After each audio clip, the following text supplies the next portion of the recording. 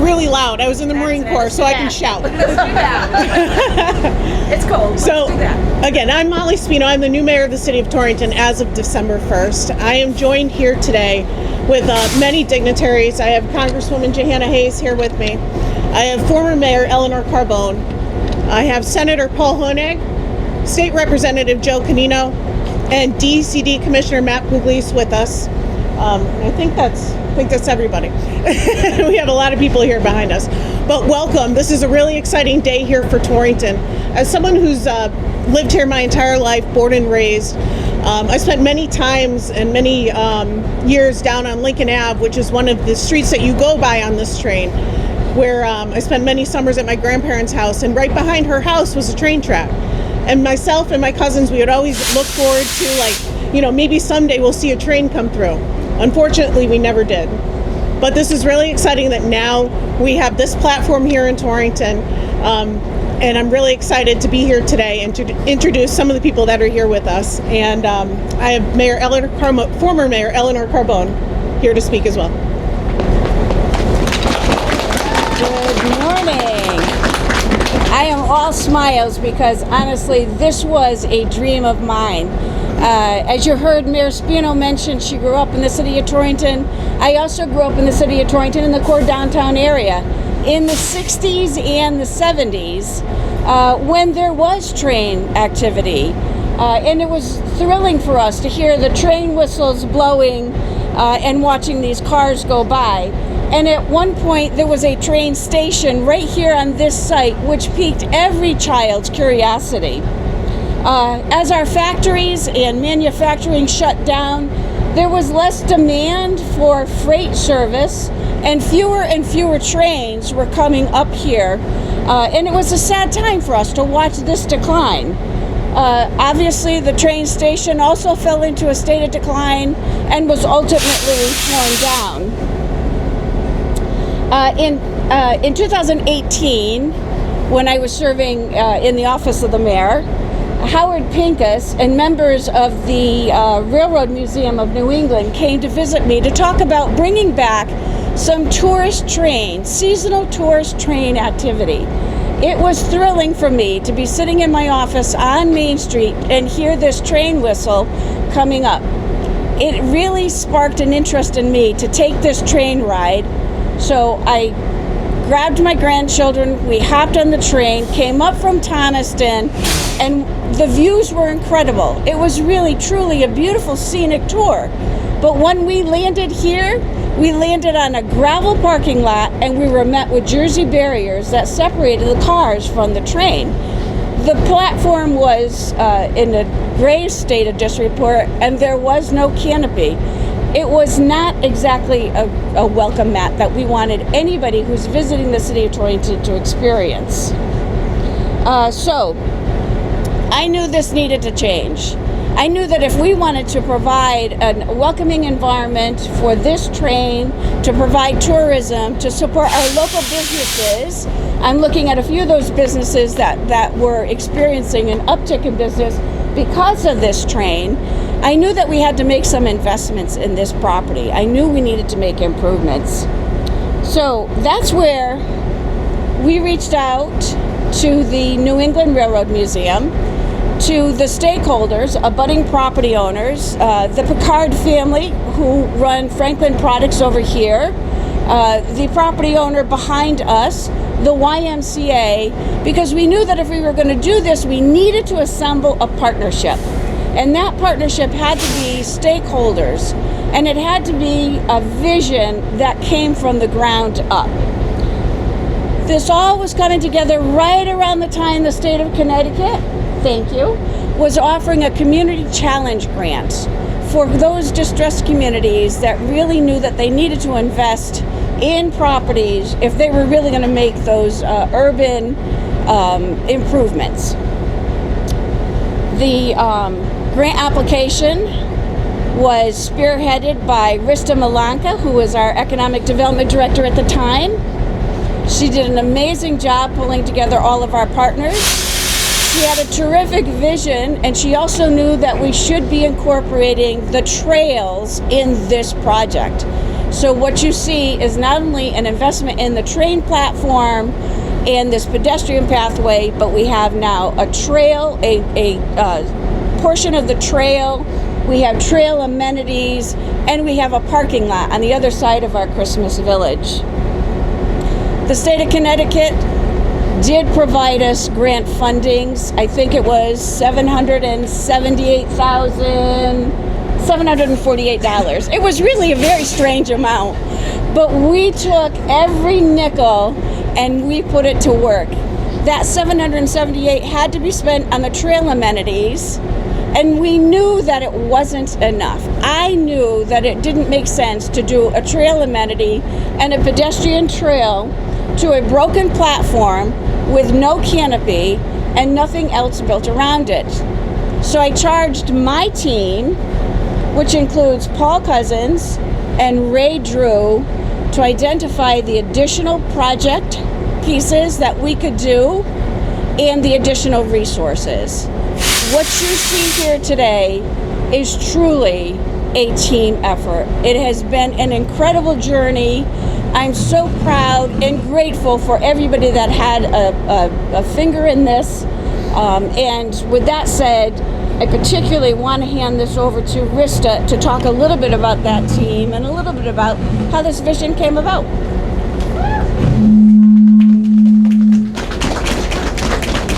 So thank you. That pretty much summed it up, but I'll go into a little bit more detail on a few of these things. When I was economic development director, we knew that we wanted the train to come, and we wanted people here, we wanted to bring them downtown to highlight all of the businesses and the amazing events that were happening. And our businesses really dove right into this. There's partnerships with the Warner, there's partnerships with Not Make Fudge, our restaurants partnered with them, and that's part of the vision and what kind of identified the major importance of this for economic development, for their downtown, for our Main Street, and supporting our businesses. At the same time, we know we want people to be safe when they're walking. We want them outside. We want connectivity. So we pulled all of these projects that at one time were kind of siloed. That we were working on trail projects, we were working on railroad, we were working on sidewalk replacements, increased parking downtown, and we put it all together into one big project with lots of funding sources and lots of people that came to the table. We worked with our police department, we worked with our fire department, our engineering department to bring that all together to make sure it was a safe place. But we also worked with the neighborhoods and the businesses and the property owners who live here and work here every day and have to experience this neighborhood. And then, of course, our funding partners, which, as the mayor mentioned, DECD and the city itself, and I'm sure there are a few others that I'm just not recalling off the top of my head. But it was really major partnerships working together and coming up with what you see today. The team that pulled that all together and helped with the design and the vision was SLR, who is here today. They've been instrumental in helping us take what was our vision and our thoughts and put it on paper and then get it approved and constructed. I think that's... Yeah. And I think the only thing that I would add is, and this is more a message to our partners from the state of Connecticut, you will always hear me say, or I always said, if you give me funds, I will return that investment tenfold. So you heard me mention $778,000 from the state of Connecticut. All told, this project, the platform, the canopy, the parking lot, the street improvements, sidewalks, additional bus amenities, and the continued sidewalk work on Water Street, we are $5 million into this improvement in this area. Thank you.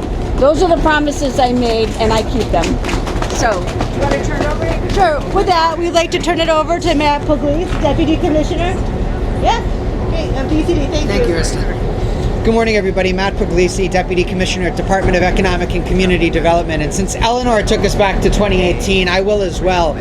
Everybody probably remembers that at that time, Governor Lamont put the state on a debt diet as we got our fiscal house in order. And that meant that we stopped making as many capital investments in community projects. But then strategically, as we got our fiscal house in order under Governor Lamont, we started programs like the Connecticut Communities Challenge, which was $100 million that was put out there competitively for communities to bring projects forward in their downtown areas that would be transit-oriented development, that would bring density into downtown, find housing, find ways to get feet on the street. And you see this project here in Torrington that's doing just that. All of this area that is creating tourism opportunities, that is connecting the region to assets like the Christmas Village here, that is regional and municipal source of pride and something that brings everybody together. And this is a really exciting project because you're just feet away from downtown Torrington, and we know that this is going to just help drive a lot of activity in the city and also in the region. So thank you very much for having me here this morning. Turn it over to turn it to Molly. Yes. Senator Blumenthal, if you'd like to come up to speak. Okay. Well, you've heard a lot about the logistics of this, but I just want to say it was so fun. I had a chance to ride in on the train, and it's something that I can imagine many people in this area, and even from outside of the area, will be able to ride in and see what Torrington has to offer. I'll also say just about the funding, this is exactly what American Rescue Plan Act funds were intended to do, to take local vision and all of the work that's already done on the ground and have federal dollars be injected to help out. Not the federal government making the decision, but local stakeholders and partners saying this is what's important to this community. So there was about 615,000 American Rescue Plan Act dollars that helped to fund this project, and I'm so excited because that's exactly what they're supposed to do. When the local community has a need, it is federal dollars injected to help support what is already happening here. And I just encourage you all to take a ride on this train.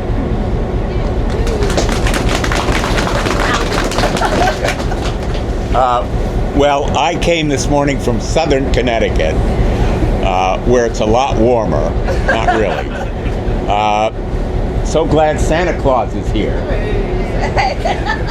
But this project didn't happen by magic or by simply dreams, although it is, in a sense, a dream come true. It was the result of hard work by everybody here, all of the team behind me.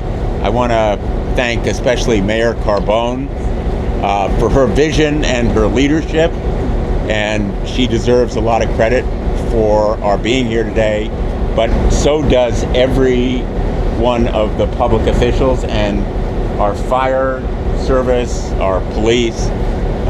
This is what happens when people work together and they put aside partisan differences and come together for the public good. This is what happens when people dream big and work hard. The federal money in this project is well deserved. It was the result of action years ago, and this project is long in the making, but it will be a force multiplier. It's going to be a force multiplier economically, socially, and politically, because I hope it will continue to inspire our public officials and our community to come together, regardless of their differences in view, find common ground and achieve it. So the kind of economic impact of this project will have ripple effects throughout Torrington and in fact throughout the region. I want to thank everybody here today, everybody involved in this project. Thank you for your vision and leadership. Thank you to our new mayor for championing this as well, and look forward to working to make sure that this project is completed in whatever remains to be done, but also that it is elevated and given the kind of acclaim that it really deserves. Thank you all. Thank you, Senator and Congresswoman. I'd like to have State Representative Joe Canino and Senator Paul Honig come up and say a few words. I know it's really cold out here, so I'll be very quick. Just delighted to be here at this ribbon cutting. This is really an amazing collaboration of the federal government, the state government, and local government and local businesses in creating just this beautiful train station here that will, hopefully increase transportation in the northwest corner, which is something that definitely needs to improve. And I hope to see this as the first of many transportation improvements in the region. Thank you, everybody, for coming out. Thank you, Eleanor Carbone, our mayor, for your true vision in making this happen, and all of the federal, state, and local partners here who work together to make this a reality for us Torrington residents here.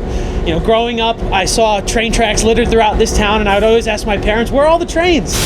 Well, this is one step to bringing back that reality to the city of Torrington. And we want to go even further. We're looking at connecting the line up here down to Waterbury. How nice would it be to roll out of bed, drive 4 minutes to the train station, take it all the way down to New York City? That's a reality that we really want to make happen here, and it begins with these types of investments. So again, thank you all for your vision, for coming out today. Thank you to everybody here for making this happen, and have a Merry Christmas. Thank you. Next, I have Rachel Linda, the Director of Tourism, coming up to speak. Thank you so much. Good morning, everybody. It's a great day in tourism for here in Torrington. I am absolutely thrilled to be here. Thank you to the city officials, for the mayor, former mayor, the new mayor. Congratulations on your role. And from the perspective of Connecticut tourism, we're in the business of telling the story of Connecticut, and what sets us apart from everywhere else that makes us the incredible destination that we are. And one of those is about how you can get from one end of the state to the other in about 2.5 hours. We've got so much jam-packed in our tight square miles. And what this train represents is the continuing message that when you travel and when you think about the places that you want to go and where you see yourself, is that you have to enjoy the journey before you get to the destination. And a train ride is the perfect way to enjoy the journey, where you enjoy every moment when you are not getting to your destination.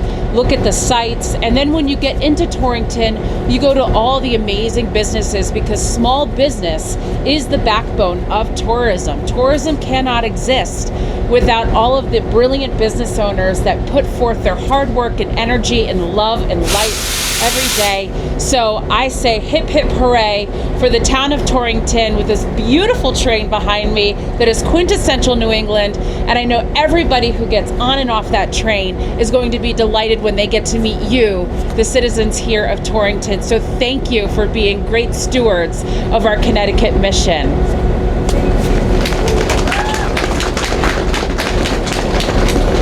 Thank you. We're going to do our ribbon cutting next. If we could have all of our officials line up behind us here.